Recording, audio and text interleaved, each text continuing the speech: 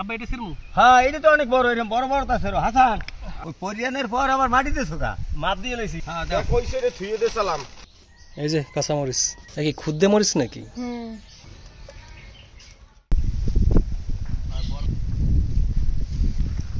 মোস্তফা আছো? করলা নিতে আইছি তো, করলা ছিড়বো। এই তোমরা ঢোকো, এই পুক্ত পুক্ত দেখে ছেড়বা।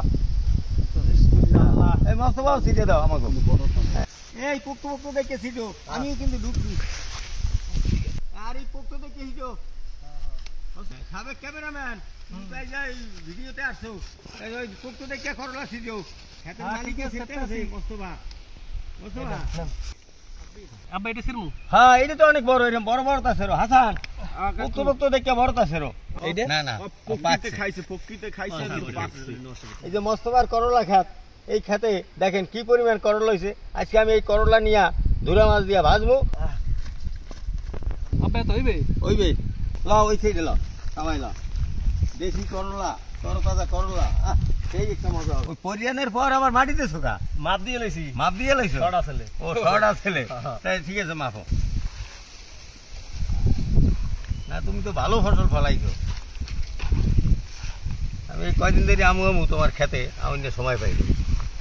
2 কেজি দাও।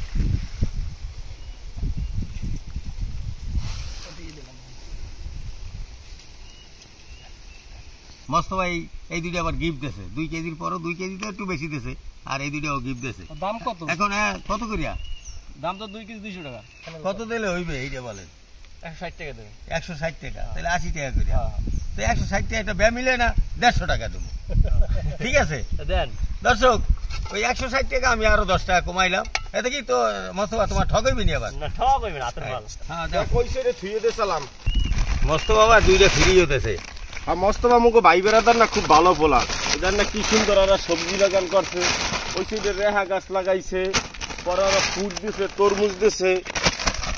লা 100 এই কথা দেখো, তোমার ঠকাই নাই তো? না ঠকাই না। দেখো এই আইডিয়াতে করলা আমি ভাজি করবো দূরে মাছ দিয়া, তাও সেহরিতে একাত্রে ভাত খাবো। হ্যাঁ চেষ্টা করুন। চেষ্টা করবা। আচ্ছা ঠিক আছে, তোমার দাওয়াত রইল। বৌমা এই যে ওই আজ মোস্তফার কাছে করলা আনছি, আর এই ধুরা মাছ থুয়ে গেলাম এই সকালে বাজার থেকে কিনে। তা আমি ধুরা মাছটা কুইটে লই, তুমি করলাটা কুইটে দাও। আজ করলা ধুরা মাছ দিয়ে করলা ভাজি করবো। আব্বা এই যে পানি। হ্যাঁ পানিতে মাছগুলো ভিজে এলে ভিজিয়ে বাঁচতে সুবিধে।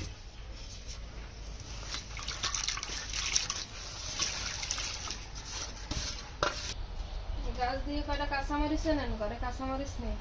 ঠিক আছে।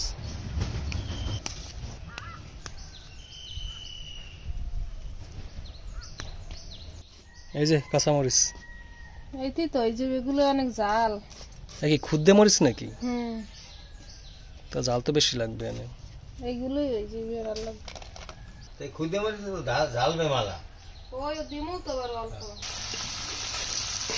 আগে চিংড়ি মাছটা একটু ভাজিয়ে নেবো, তারপরে করলাটা আর আলুটা দিয়ে দেবো। মাছটা কষানো হয়েছে, এখন করলাটা দিয়ে দেবো।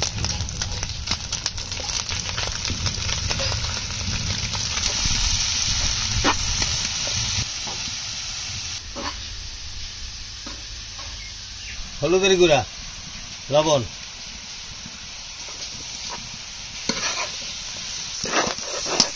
করলা ভাজা হয়ে গেছে, এখন উঠে গেলাম।